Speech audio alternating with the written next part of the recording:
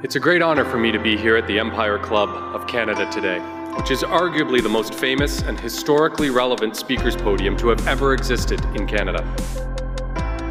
It has offered its podium to such international luminaries as Winston Churchill, Ronald Reagan, Audrey Hepburn, the Dalai Lama, Indira Gandhi, and closer to home, from Pierre Trudeau to Justin Trudeau. Literally generations of our great nation's leaders, alongside with those of the world's top international diplomats, heads of state, and business and thought leaders.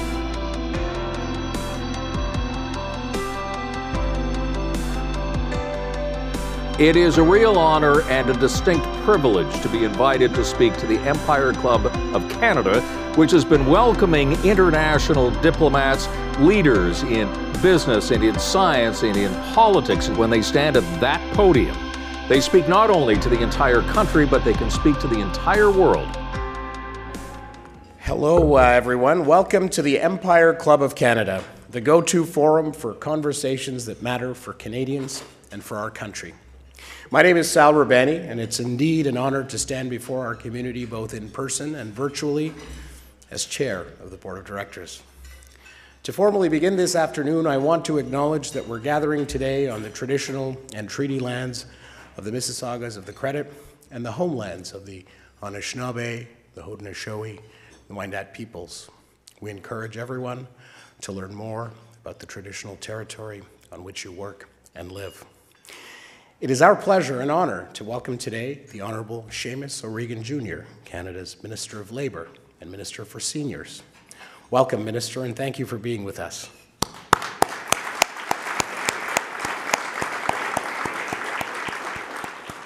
Our mandate at the Empire Club is to engage and advance the dialogue on what matters most to Canadians. We just celebrated 120 years of the Empire Club last week.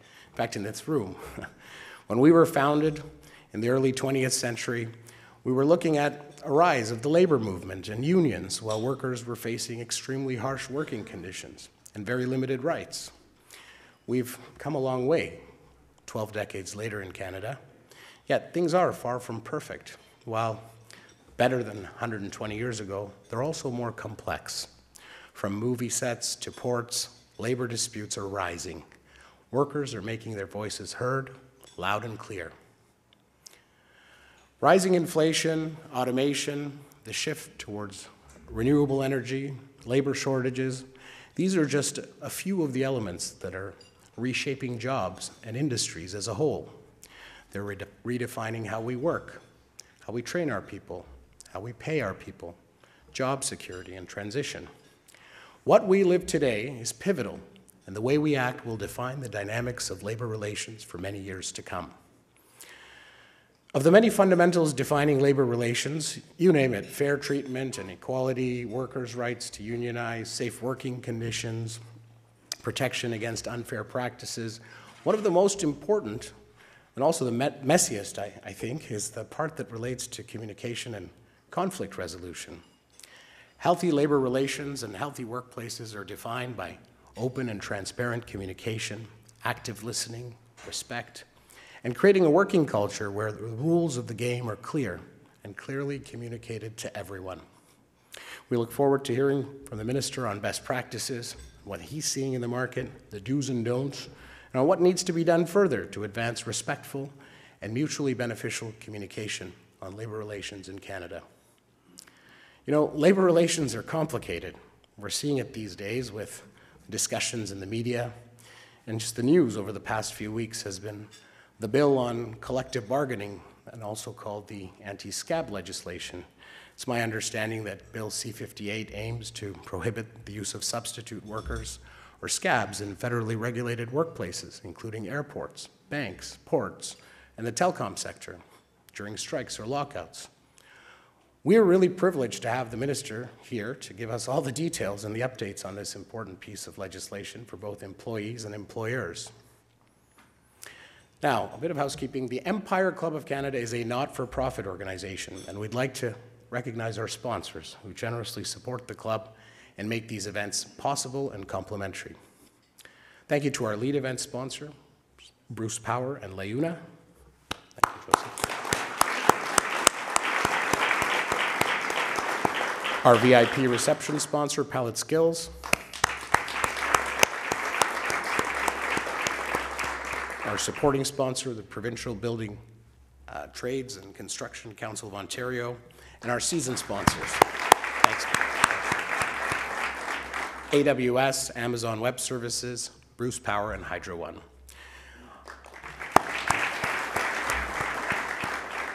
And I'd also like to take pause to welcome and thank the emerging leaders we have in the room today, attending from Humber College and C.W. Jeffries Collegiate Institute.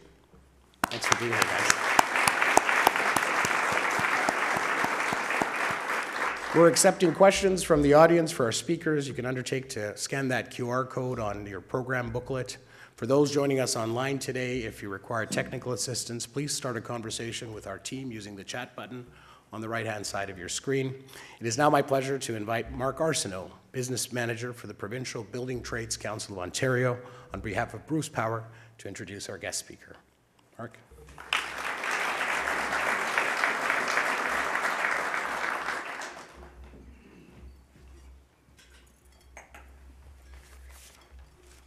Good afternoon, and thank you, Sal, for those kind comments.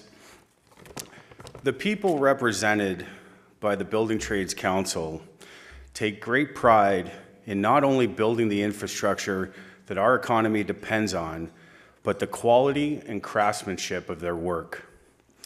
As a member of the Ironworkers, I can tell you that it is with great pride that we see landmarks that we've built with our brothers and sisters in the building trades.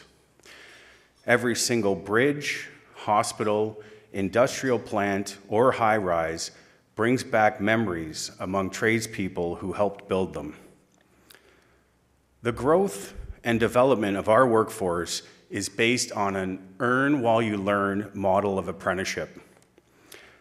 The training and knowledge transfer from journey person to apprentice has and continues to pave the way for the next generation of construction trades professionals to hone their skills in building our province and our country. The success of our industry depends on strong partnerships that we've established with our owner and employer community, such as Bruce Power.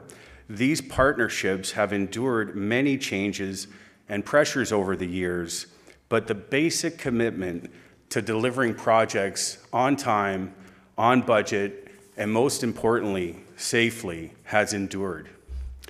So too has our desire to collaborate with government, and our keynote speaker today is always eager to meet with trades workers, to visit our training centers, to sit down and speak with apprentices and labor leaders to better understand the unique career opportunities in the trades and to help to showcase those opportunities to all Canadians. It is my honor to introduce our keynote speaker.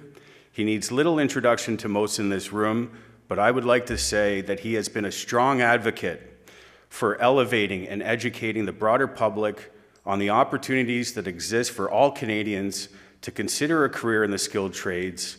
He understands that the trades offer a safe, long, and prosperous career, and that skilled tradespeople are a key piece of Canada's economic success. He is also leading the charge in helping to diversify our industry to attract more Indigenous peoples, women, new Canadians, youth, veterans, and others from equity-deserving communities. Ladies and gentlemen, please join me in welcoming the Minister of Labour and Minister of Seniors, the Honourable Seamus O'Regan.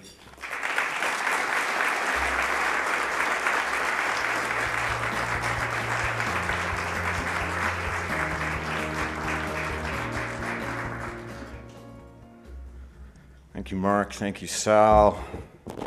Et merci tout le monde. Je suis très content d'être ici pour parler de relations de travail et de ce que la table de négociation dit sur notre économie et le Canada aujourd'hui. First of all, I just have to make the remark that I think in the 120-year history of the Empire Club, they probably did not think back then that there would be a guy named Sal Rabani who would be the two-time serving chair of the board of directors.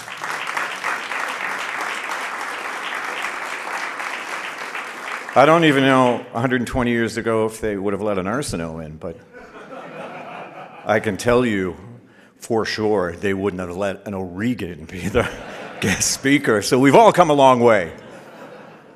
I want to thank the Empire Club for putting all this together. Everyone in this room has a lot of things to do, I know, and an inbox that just won't quit. So for 120 years, though, this place has recognized the importance of thoughtful discussion and debate. It has recognized that public policy, like this country, is often the result of compromise. So thank you for including me in this tradition. And thank you for being here. Thank you for your patriotism. That's, you know, when I say patriotism, that's your interest, your investment in our country and in the big challenges that Canada is confronting. Your patriotism matters. So I stand here before you, happy to report that the fundamentals of our economy are strong. Last week, the finance minister tabled the government's fall economic statement. Our government is projected to grow faster than the US, France, UK, Japan, faster than all of them in 2024. Our unemployment rate remains at a historic low of 5.7%. We have the lowest deficit and debt to GDP ratio in the G7. We have the fastest job recovery in the G7. Over 1 million more Canadians are working now than they were before the pandemic.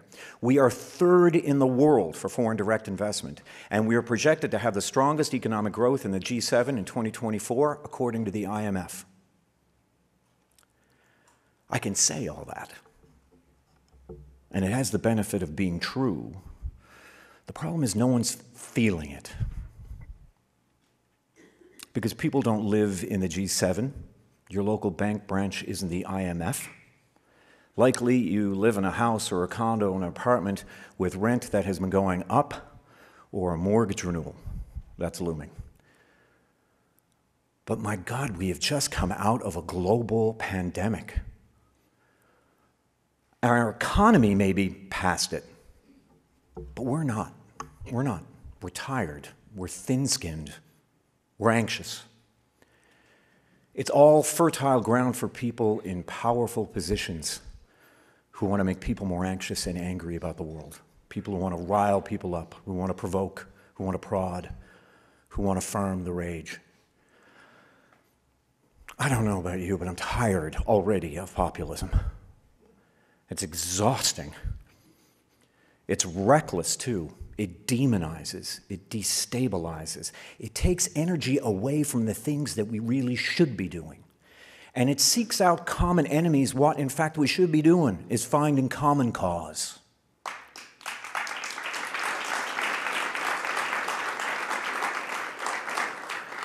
So, I was invited here to talk about the bargaining table.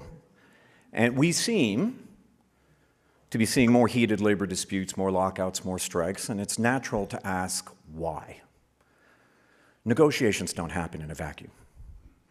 When employers and workers come to the bargaining table, they bring with them all the pressures and the uncertainties and the aspirations of the world around them. They're human beings. Workers are anxious. They're anxious about automation, about the cost of living, about a changing labor market where their skills may not be needed next year. Employers are anxious too. They're facing the tightest labor market in generations.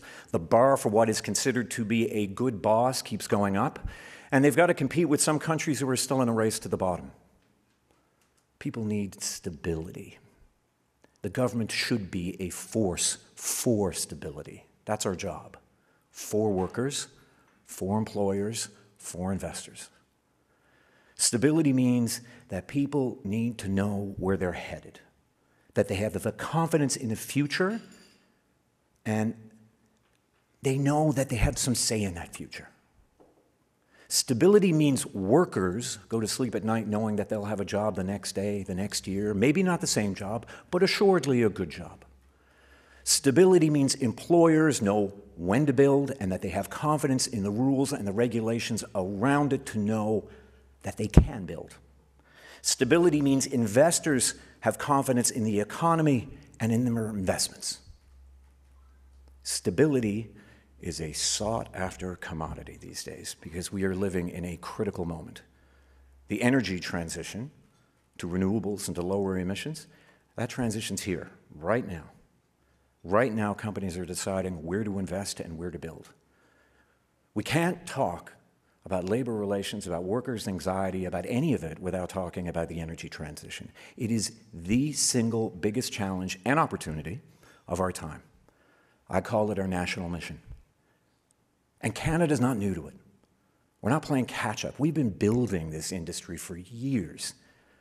As a percentage of our 2022 GDP, Canada is nearly tied with the US for every dollar invested in the clean economy, and we've blown by the European Union.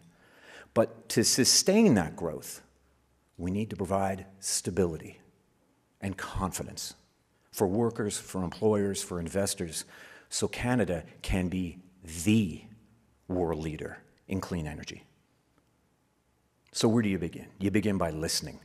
Listening to workers, listening to employers, listening to investors. You listen, you take advice, you act. That is the only way to do big things in a big country like ours. And if you don't do that hard work, you leave people as they are, anxious. Anxious about the future. And when people are anxious, they cling to the familiar. It's natural. What's familiar today may very well be obsolete tomorrow, though. But there's one thing that workers need to hear from us, that there will be good jobs that they can count on. Our industrial policy is not running away from workers. Our industrial policy goes hand in hand with workers because we've tied it to labor standards. Last year, we announced 5 new clean tax credits. We're investing $85 billion over the next decade in tax credits for carbon capture, utilization, and storage, CCUS, clean tech adoption, clean hydrogen, clean technology manufacturing, and clean electricity. And to get the full benefit, you have to hire union workers or pay workers a prevailing union wage. That is a game changer. That is a game changer. Canada's clean energy industry will be built by workers with good jobs they can count on. I know industry is impatient to have those tax credits in place. In the fall economic statement, Minister Freeland announced a detailed timeline for consultations and for implementation for each of those tax credits. The legislation is going to be tabled in the fall of 2024, and 2 of the credits, though, are already in force because they're going to be retroactive. For $85 billion in investments, I would argue this is actually an aggressive pace. So if your business wants to build a project, now you can go to your board and say, look, this is when it needs to be ready, this is when we can apply for those credits, and this is when we can expect the return. Investors need to have that confidence. Those ITCs, I would say, they are an example where I think we are hitting the mark in allaying the concerns of workers, employers, and investors alike. Building confidence. Building confidence wherever we can find it. Because I don't think any of us are over COVID. I don't think any of us are over COVID. I don't think we've dealt with it. As a country, as a world, we've just moved on. We're busy. You know, we got things to do, we got bills to pay, we have families to care for, life carries on. But we've been jarred. We've changed. And as a result, as we say in Newfoundland, the nerves are rub raw. Our nerves are rub raw. We're reeling in the wake of a global pandemic. We have a war raging in Europe. We have the Middle East on the precipice. We have a climate crisis. We have a suddenly aging population. So I understand when no one's feeling it. Feeling the most remarkable economic recovery I could imagine for a country of people who just spent years in varying degrees of isolation, socially distancing, afraid of one another.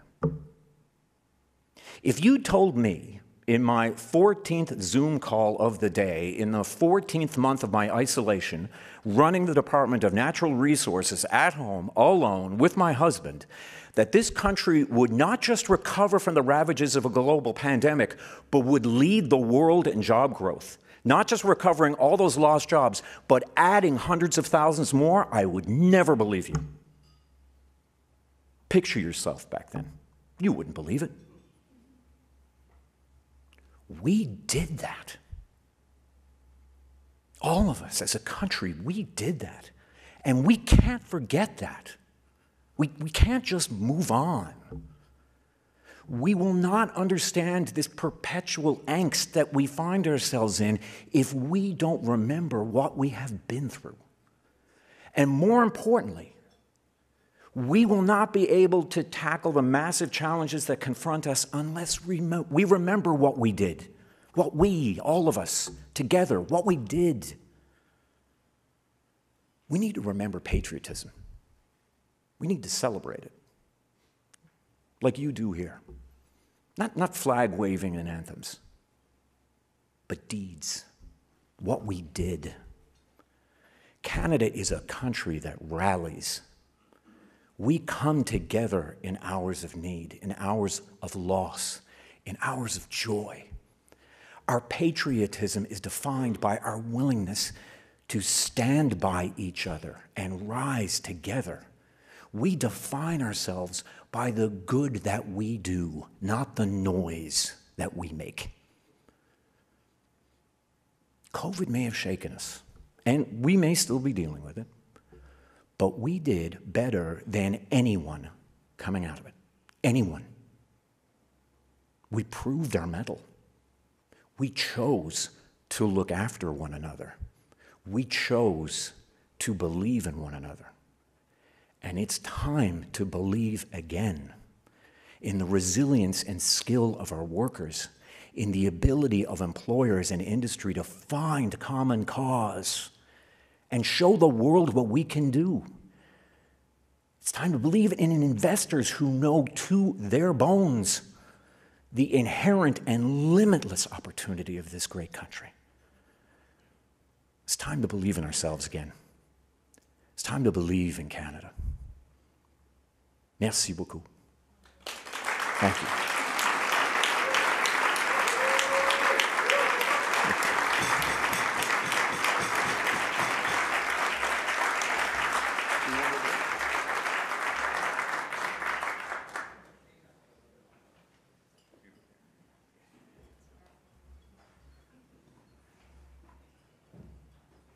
Thank you very much for your remarks.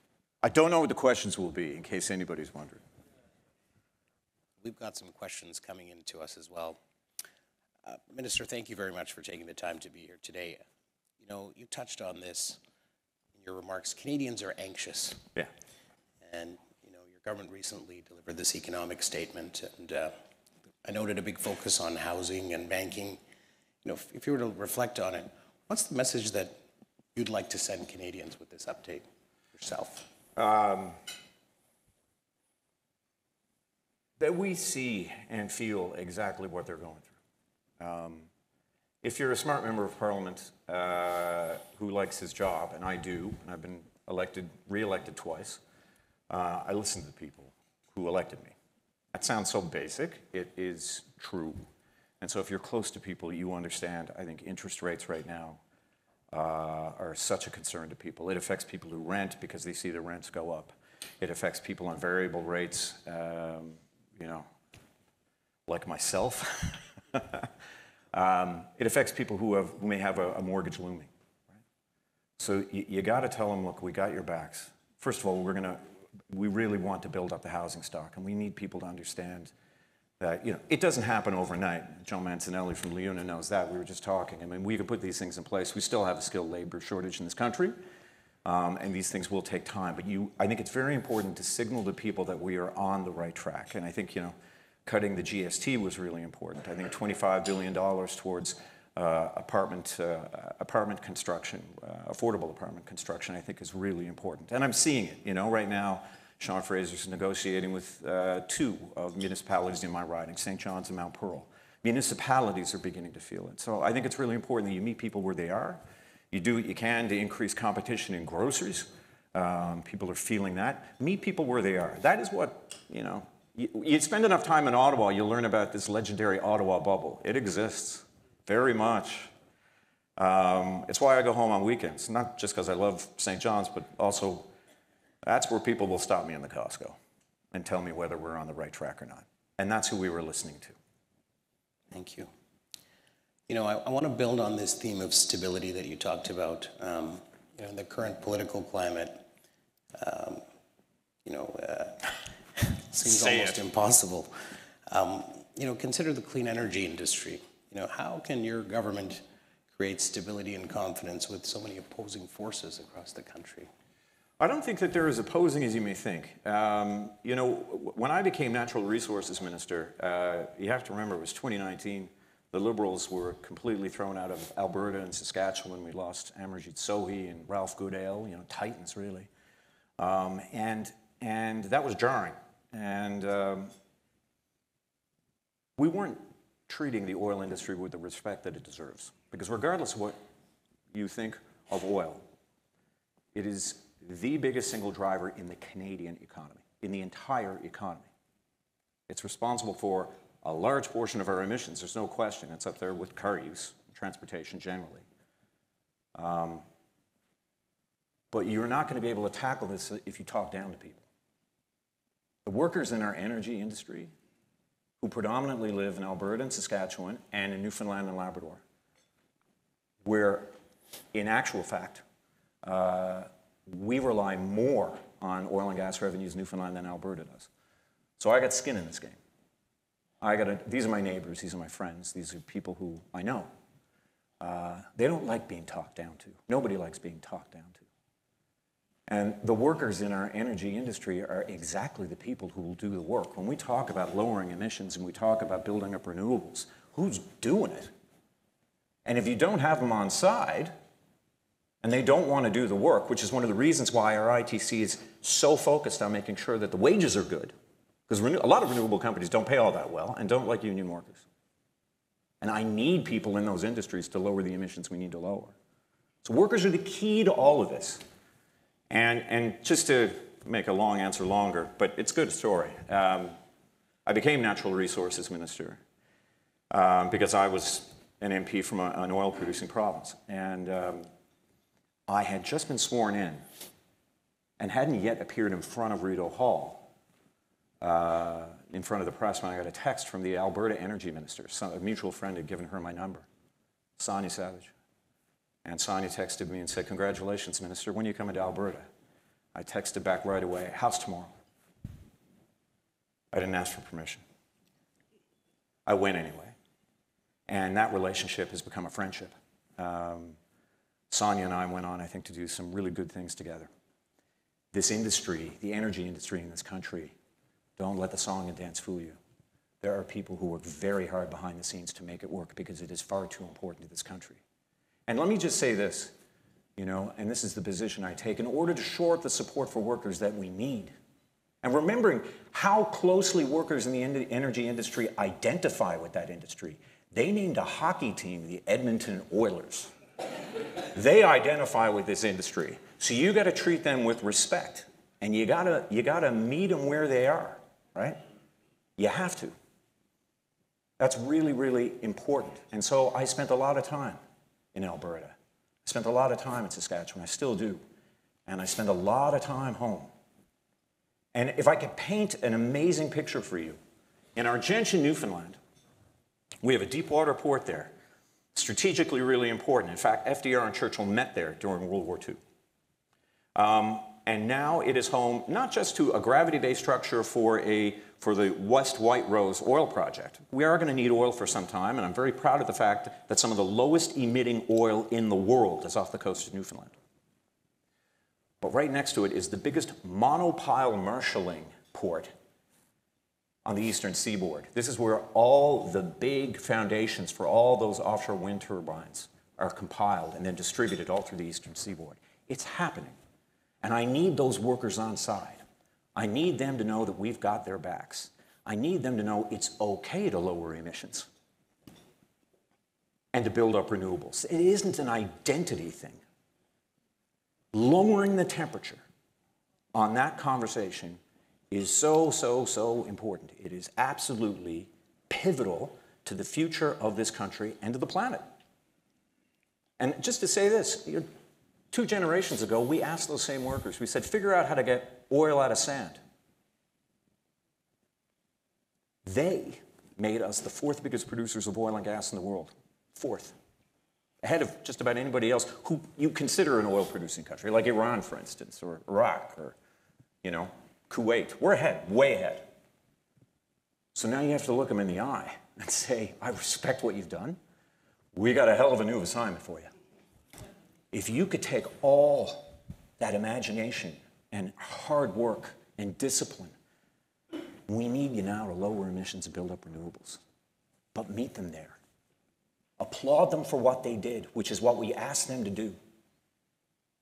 And let's take on a new assignment. Thank you, Minister. You know, if we pick up on that theme of new assignment and we look at the future, we look at how we shape the future, what does the next 12 months look like in the... Excuse me, just one second. What was that? I don't have my phone. We have another vote? Oh, my. This is 21st century democracy in action. This, ladies and gentlemen, is 21st century democracy in action. I have to vote. So this is one of the nice things that happened coming out of COVID, is that I get to speak, even though there are votes, to the Empire Club of Canada. You now have the benefit of watching me vote. I'm voting yay. Now comes the fun part. This is the 3D facial mapping. Kid you not. Okay, now's not the time to... Okay, let's... Hold steady. Hold steady. Let's see if it worked. Uploading, authenticated, done. Submitted democracy in action. There we go. You guys can confirm with the 5 people back at my office in Ottawa who are shaking right now watching this. Voted yay. Can't make this up. That was perfectly timed. Anyway.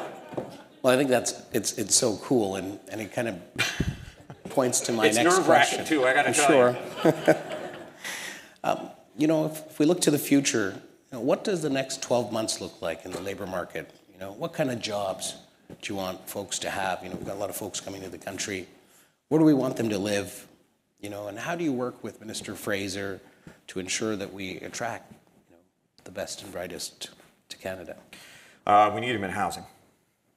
I think that's a, you know, it shouldn't come as a surprise to anybody, really, when we think about it. You know, we're bringing in more immigrants now than ever before, and we need them.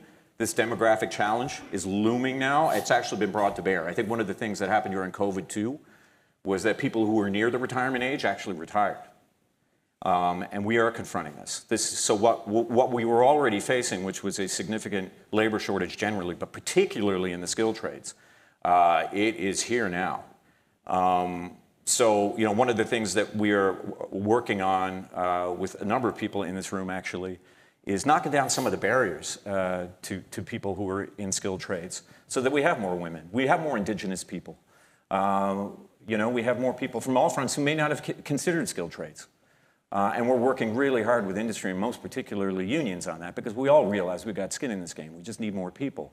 And I always make the argument, you know, because sometimes we look at liberals and they say, oh, inclusion. But, you know, and this, if you don't include everybody, you're not getting the best people. It's as simple as that. So you get rid of these, what has become artificial barriers, knock them down, and get the best people. Because some of the most interesting and technically intensive jobs out there right now are in skilled trades.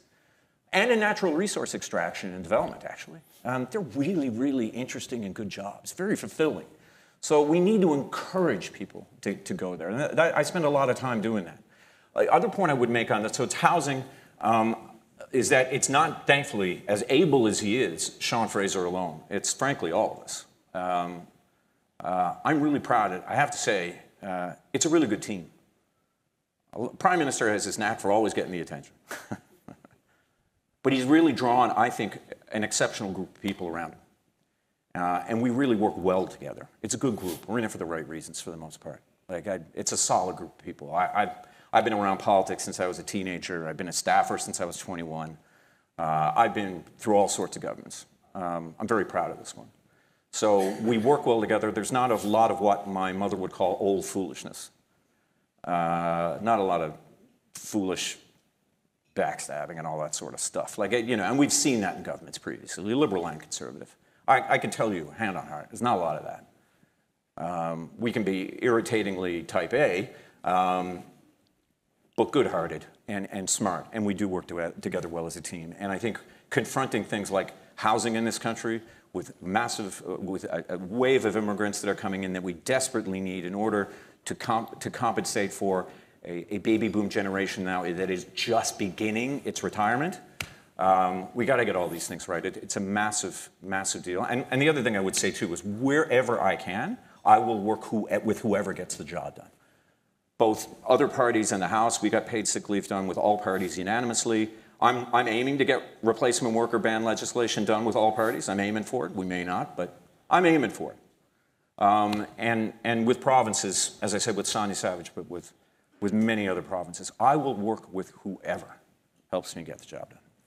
Thank you, Minister. And let's build on that replacement worker legislation. I guess it's well received by the unions and workers, but some employers have some concern. They feel that maybe there's an upper hand in disputes, among other things. And then also in terms of investor confidence, you know, do you believe this legislation will deliver that? And also, why do you feel we need it? You know, I mean, it's a basic question, you know, and I wonder if you might be able to comment on it, and what's your role? Yeah. I mean, I'll be honest, you know, when it was a mandate commitment, I became labor minister, and I had to kind of dig into it myself. I mean, you know, why are we changing this? And I needed to explore the reasons myself, and the more I talked and listened to people, I realized just because it's always been this way, it doesn't mean it's right. I mean, when you really think about what replacement workers, scab workers is all about, it's pretty disrespectful. It's pretty undignified. You know, you sit down at a table with an employer to negotiate better wages and working conditions with that employer, but at any given moment, they could just haul in, busload a bunch of strangers to take your job for an indefinite amount of time. It's like something out of Charles Dickens. You know, this isn't very 21st century. This isn't a way that you treat a partner. The good news is this. So I'm the labor minister for federal jurisdiction, really. So what we're talking about here, as Mark said earlier, I mean, you're talking about banking, telecommunications, but really as well, you know, the supply chains of this country, as we saw in BC in the summer, ports, rail, airs, you know, planes and airports. Those are primarily what we look after in federal jurisdictions. 96% of the time, I do not make the news. We have a mediation and conciliation service, some of the smartest people I have ever met, who manage to keep people focused on the table. And if they keep people focused on the table, then the deal gets done. The problem with replacement workers is it diverts energy, time, and it distracts away from the table. Table's where the deal gets done. This will focus everybody's mind on the table. Don't believe any of this, you know, nonsense about unions wanting to go on strike. Very few of them have sufficient strike pay. Everybody is stretched these days. Nobody wants to go on strike. So this just keeps people focused on where the deals get done. It keeps them focused at the table. And you know, we are also going to make sure that as part of this, and we don't currently have this, essential, you know, maintenance of activities is what we call it. So if you've got a workplace, you know, the parties now are going to have to sit down and say, well, what absolutely has to be done? And if there's a lockout or a strike, what absolutely has to be done in order to make sure that we maintain that workplace and maintain the environment around it? Right now, there's no obligation on either party to do that. Now they got 15 days. And if they don't get it done in 15 days, then the Canada Industrial Review Board, it will do that. It will do that for them. And they will have 90 days. So we've defined timelines now, which will give everybody, I think, focus and gives people the stability and certainty that they need. And I got to tell you, some of the finest, savviest negotiators I have seen, some of the smartest people I've met, period, are on both sides of that table and in our federal mediation team. Our supply chains are well served by this, right? They really are. And by the way, you know, where I do see some problems that I think are inherent or structural, I'll solve it, or I'll at least work at solving it. I'm not happy with what happened in BC. I was 2 weeks stuck in a hotel room looking out at a Vancouver port that wasn't moving. And what was really quite funny is, I don't know if anybody knows too much about Howard Hughes, who at one point was the world's wealthiest man, but went into, he went to he became a hermit there for a while. He became a hermit on the top floor of the Westin Bayshore Hotel in Vancouver. And in that hotel room I was in, right next to it was the Howard Hughes suite, where he, let's just say he peed in mason jars for a long period of time. And all I could think of is, this strike cannot last that long. So it became an incentive to make sure that we solved it. There are some structural issues that, when you have an association representing 32 ports and a union representing 32 ports, and if they don't get along, then the supply chain of this country is harmed, mitigated. Hundreds of thousands of people are worried about their jobs. We have a structural problem. So I have two people looking at it right now, and I've got powers within the Canada Labour Code that I can use in order to make sure that we set things straight, and so that we minimize the chances of that ever happening again. Thanks, Minister. You kind of touched on it. A lot of folks have asked, when do you step in? You've been pretty active in stepping in terms of, these conversations. And when do you get the call? And what's been your approach? It's got to be pretty bad, doesn't it, Joe? It's got to be pretty bad. Like I said, 96% of the time we get it right. And even where I have to become involved, and it comes down to the wire, like it did with WestJet, right up until the beginning of May long weekend this year, I was on Dixon Road along Pearson Airport for 5 days. I tried all 5 steakhouses. There are 5 steakhouses in Dixon Road. We got parties to agree. Here's the, people talk about back to work legislation. I fought tooth and nail to make sure we did not do back to work for legislation. If we had done it, MPs might have been across the country and we could have voted just like you saw, but I got no control over the Senate, and those senators would have had to come back in person. A bunch of angry senators being taken away from their cottages over the summer. I don't know how that vote would go. Back to work legislation is kind of archaic too. Like, do the hard work, do the job. Stop coming to government, asking me to solve it. It's your responsibility to solve this at the table. Do the hard work. There are far too many people on day 1 or day 2 of a strike saying, when's government going to step in? Do the work. You're all paid enough. Most of you pay more than me. Do the work. I'm not a big fan of back to work legislation. And what sealed the deal for me was that WestJet dispute. It was the first time that the WestJet pilots actually came to an agreement with the company. Before then, it had been imposed on them. An arbitrator came in, the government came in. And it festers animosity. It really does. The animosity that can fester with replacement workers can last for generations. It can stain a workplace for generations. And therefore, deals that come are harder to come by because nobody trusts anybody, right? This is one of the reasons why we have replacement worker legislation to a ban, is because it will last generations. But with WestJet, this year, they arrived at that deal themselves. And there was so much animosity between these two parties. Then I heard that they got an agreement, and by the time I went over there, not only were they arm in arm around one another, literally, the pilots and the employers, I think they were about 5 bottles of champagne in, feeling very little pain and ecstatic. And I've checked in with them since. And their workplace culture between the company and those pilots has changed completely. Completely. They work together now every day. It made for a better thing. And here's why. If anybody's been involved in these negotiations, and it's nerve-wracking enough just being the guy on the sideline, when it comes to doing the deal, you're looking at the person across from the table with their own constituencies, with their own stakeholders. And you got to jump off that ledge together. You've come to this agreement. And now you got to go back to both sides and say, we believe that this is a good deal. You're taking that leap together. That bonds people. And when it works out, it's human nature. You're closer to these people. You found common cause. That's what we want. That leads to stability. It leads to predictability. It's what our economy needs. Thank you, Minister. We're almost at time, and I have time for one last question. And you touch on common ground. When you're sitting at the table, what percentage of your mind is, pro-labor, and what percentage is pro-business? And how do you weigh both? I'm pro-deal. Fair enough. That's a good answer. That's a good answer. That's I know that sounds kind of trite, like it was rehearsed. It's not. If I'm pro-deal because I have great faith in people to look after their own interests. I have great faith in union negotiators, the ones that I've met, to speak up loudly for the interests of workers, of their membership. I have great faith in the negotiators for companies to look after shareholders and investors and management. And when they reach that deal, they reached it in good faith with both sides and both interests at heart.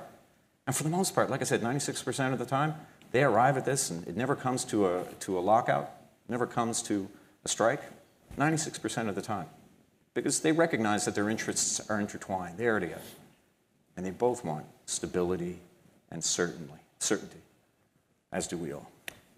Thank you very much, Minister. We're out of time. Very much appreciate you joining us here in Toronto, Empire Club, and I now have the pleasure to invite Joseph Mancinelli, the International Vice President and Canadian Director for LIUNA, to offer the appreciation remarks. Joseph. Thank you, buddy.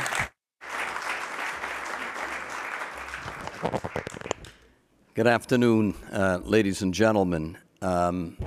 This is probably the first time that I noticed that there was a junior after Seamus O'Regan, so I have not been paying attention. But for the life of me, I can't imagine that there was another Seamus O'Regan. With all due respect to Senior, who I did not have an opportunity to meet, this Seamus O'Regan is definitely one of a kind. This minister cares about Canadians, whether we're in labor or in management. He really does care.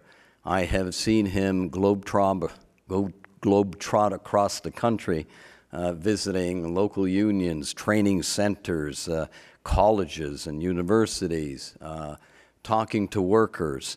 He really does care. And I think today, ladies and gentlemen, you agree with me in his presentation.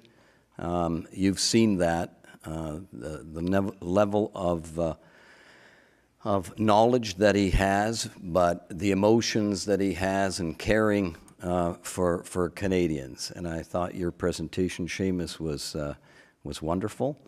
Like usual, it wouldn't be the first time I've heard you speak, but I think you touched on some notes that I think were significant. So I thank you for your thoughtfulness and for your presentation today, and also for your patriotism. Thank you so much.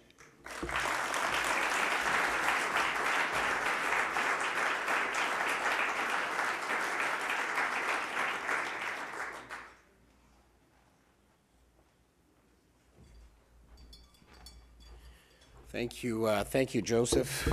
And thanks again to all our sponsors for their support and everyone joining us today in person or online. As a club of record, all Empire Club of Canada events are available to watch and listen to on demand on our website. The recording of this event will be available, and everyone registered will receive an email with the link. On Monday, December 4th, join us in person for a fireside conversation with the Premier of Nova Scotia, the Honourable Tim Houston, to discuss how he's guiding Nova Scotia through various challenges and opportunities. On Tuesday, December 5th, join us and the Honourable Kinga Surma, Ontario's Minister for Infrastructure, for Ontario's Fall Infrastructure Update. Thank you for your participation and support. Please enjoy this time to connect. This meeting is now adjourned.